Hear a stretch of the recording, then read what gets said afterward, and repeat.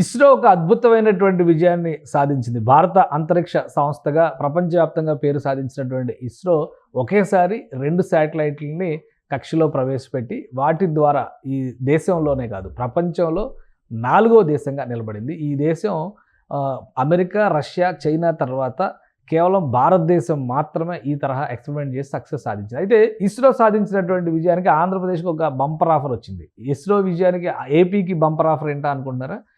వాస్తవానికి Satish Dhawan space station అంటే ఇస్రో ఉన్నటువంటి శ్రీహరికోటలో 2 లాంచ్ ప్యాడ్లు మాత్రమే ఉన్నాయి. ఇక 3వ లాంచ్ ప్యాడ్కి సంబంధించి కేంద్ర ప్రభుత్వం క్యాబినెట్లో ఒక కీలకమైనటువంటి నిర్ణయం తీసుకుంది. రాబోయేటువంటి రోజుల్లో 3వ లాంచ్ ప్యాడ్ డెవలప్మెంట్కి కూడా ఇస్రోకి శాంక్షన్ చేస్తూ నిధులు ఇవ్వాలనేటువంటి నిర్ణయానికి ప్రధానమంత్రి నరేంద్ర మోడీ ఆధ్వర్యంలోని క్యాబినెట్ నిర్ణయాన్ని తీసుకుంది. ఈరోజే ఈ డాకింగ్ ఆఫ్ 2 శాటిలైట్స్ ఒకేసారి జరగడం అనేది ఒక సక్సెస్ఫుల్ రిమార్క్గా అందరూ కూడా ప్రశంసలు అందుకుంటున్నటువంటి పరిస్థితి ఉంది. ప్రశంసలు అందుకుంటున్నటువంటి సందర్భంలోనే ఒక గిఫ్ట్ ఇస్తున్నట్టుగా కేంద్ర క్యాబినెట్ ఈరోజే సమావేశమైంది. ఆ క్యాబినెట్లో నిర్ణయం తీసుకున్నారు.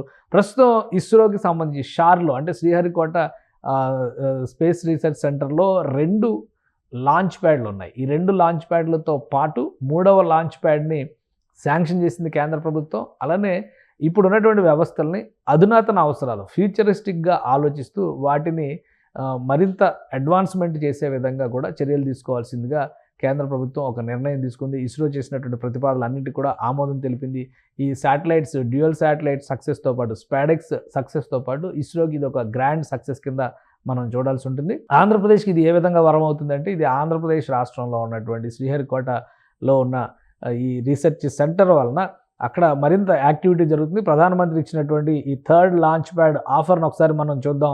క్యాబినెట్ కంప్లీట్గా దీన్ని అప్రూవ్ చేసింది. Establishment of 3rd launch pad at Satish Dhawan space centre of ISRO at Sriharikota Andhra Pradesh at a cost of 3,984.86 crores అంటే దాదాపు 4,000 కోట్ల రూపాయల శాంక్షన్. ఇది 3వ లాంచ్ ప్యాడ్ని ఏర్పాటు చేయడానికి ఇస్రోకి ఇచ్చినటువంటి ఒక వరంగానే మనం చూడాల్సింది. ఈ లాంచ్ ప్యాడ్ని రాబోయేటువంటి రోజుల్లో అంటే న్యూ జనరేషన్ లాంచ్ వెహికల్స్కి సంబంధించి ఇస్రో ఉపయోగిస్తుంది. రాబోయే రోజుల్లో మనుషుల్ని అంతరిక్షంలోకి పంపడానికి కావాల్సినటువంటి ప్రయోగాలను కూడా ఇస్రో చేయబోతుంది. చంద్రుడి దగ్గరికి పంపించేటువంటి చంద్రయాన్ 4 ఇంకా రెడీలో ఉంది. అదేవిధంగా మార్స్ ఎక్స్పెరిమెంట్స్ ఇవన్నీ కూడా జరుగుతున్నాయి. కాబట్టి అధునాతన అవసరాలకు తగ్గట్టుగా ఈ స్పేస్ రీసెర్చ్ సెంటర్ని అభివృద్ధి చేయడానికి కావాల్సినటువంటి ప్రణాళికగా మనం చూడాల్సి ఉంటుంది. అలానే stand by launch pad for the 2nd launch pad at శ్రీహరికోటలో ఉన్నటువంటి 2nd లాంచ్ ప్యాడ్కి ఇది ఒక స్టాండ్ బైగా కూడా ఉపయోగపడుతుంది. ఇక enhance launch capacity for future Indian human space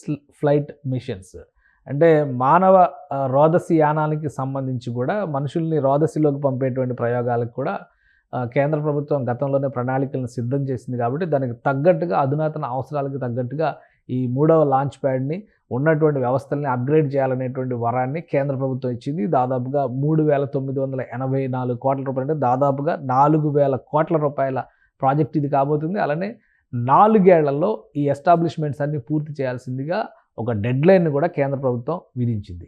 ఇప్పటికే ఆదిత్యయాన్ సక్సెస్ కావచ్చు, మార్స్ ఎక్స్పెరిమెంట్ సక్సెస్ కావచ్చు, అలానే చంద్రయాన్ సక్సెస్ కావచ్చు, ఇప్పుడు తాజాగా హ్యూమన్ ఫ్లైట్ మెషిన్స్ని తీసుకెళ్లాలనేటువంటి ఆలోచన చేయడం అంటే గగన్యాన్ పేరుతో మానవుల్ని రోదసిలోకి పంపేటువంటి ఒక ప్రణాళికని కేంద్ర ప్రభుత్వం సిద్ధం చేస్తుంది. రాబోయేటువంటి రోజుల్లో రోదసి టూరిజం కూడా అంటే స్పేస్ టూరిజం కూడా విపరీతమైనటువంటి ఆసక్తి ఉండేటువంటి రంగంగా మారబోతుంది. అలానే అమెరికాలో మనం చాలా సందర్భాల్లో వింటూ ఉన్నాం. స్పేస్ ఎక్స్ అనేటువంటి సంస్థ ద్వారా ఎలాన్ మస్క్ చేస్తున్నటువంటి ప్రకటనలు ఫ్యూచర్ మొత్తం స్పేస్ చుట్టూ తిరిగేటువంటి అవకాశాలు, అంతరిక్షయానం అనేది అత్యంత సులువైనటువంటి వ్యవహారంగా మారాల్సిన అవసరం ఉంటుంది. కాబట్టి ఈ మారుతున్న టెక్నాలజికల్ బేసిస్కి అర్థం చెప్పే విధంగా కేంద్ర ప్రభుత్వం ఒక కీలకమైన నిర్ణయం తీసుకుంది. ఒక రకంగా శాస్త్రవేత్తలకి ఇది పూర్తి స్థాయి స్వేచ్ఛ ఇచ్చినట్లు భారతదేశం రోదసి రంగానికి సంబంధించి నాసా తర్వాత ఇస్రో ఆ లెవెల్ సక్సెస్ని ఎంజాయ్ చేస్తున్నటువంటి సంస్థ. కాబట్టి అక్కడ శాస్త్రవేత్తలను ప్రోత్సహించేటువంటి ఉద్దేశంతోనే 3వ లాంచ్ ప్యాడ్కి సంబంధించినటువంటి ఫైల్ని క్లియర్ చేసింది కేంద్ర క్యాబినెట్. ఇక ఇది అమల్లోకి వస్తే 4 సంవత్సరాల్లో కొత్త లాంచ్ ప్యాడ్ని అధునాతన టెక్నాలజీతో మనం చూసే అవకాశం ఉంటుంది. గగనయానికి సంబంధించి కూడా 2027-28లో కొన్ని ఎక్స్పెరిమెంట్స్ చేయాలని చెప్పని కేంద్ర ప్రభుత్వం భావిస్తుంది. దానికి తగ్గట్టుగా స్పేస్ షిప్లను కూడా తయారు చేసేటువంటి ప్రయత్నాలు జరుగుతున్నాయి. కాబట్టి వీటన్నిటికి కూడా భారతదేశం మిగతా దేశాలతో పోల్చి చూసినప్పుడు భారతదేశంలో రోదసి యానానికి సంబంధించి కానీ అంతరిక్ష ప్రయోగాలకు కానీ కాస్ట్ ఎఫెక్టివ్గా ఉండడం అనేది, అంటే చౌక ధరలకే ఈ వ్యవస్థలను తయారు చేసేటువంటి సమర్థత భారతీయులకి భారత సంస్థలకి ఉండడం అనేది కలిసి వస్తున్నటువంటి అంశం. కాబట్టి రాబోయే రోజుల్లో దీన్ని ఒక లాభదాయకమైన రంగంగా కేంద్ర ప్రభుత్వం గుర్తిస్తోంది. ఈ dual satellite docking machine success కావడం పైన ప్రధానమంత్రి ప్రశంసలు కురిపించారు. ఆంధ్రప్రదేశ్ ఉప ముఖ్యమంత్రి, ఆంధ్రప్రదేశ్ ముఖ్యమంత్రి ప్రశంసలు కురిపించారు. అదే క్రమంలో కేంద్రం ఒక వరాన్ని ఇచ్చింది. ఈ వరాన్ని వీలైనంత వేగంగా కనుక ఎగ్జిక్యూషన్లోకి తీసుకొస్తే ఉమ్మడి నెల్లూరు జిల్లా పరిధిలో, ఒకప్పుడు ఉమ్మడి నెల్లూరు జిల్లా, ఇప్పుడు చిత్తూరు జిల్లా పరిధిలో ఉన్నటువంటి షార్లో మరిన్ని వెలుగులు విరజిమ్మేటువంటి అవకాశాలు పుష్కలంగా ఉన్నాయి. సుమన్ టీవీలో మీ పర్సనల్ అండ్ బిజినెస్ ప్రమోషన్స్ కోసం కింది నెంబర్కి కాంటాక్ట్ చేయండి.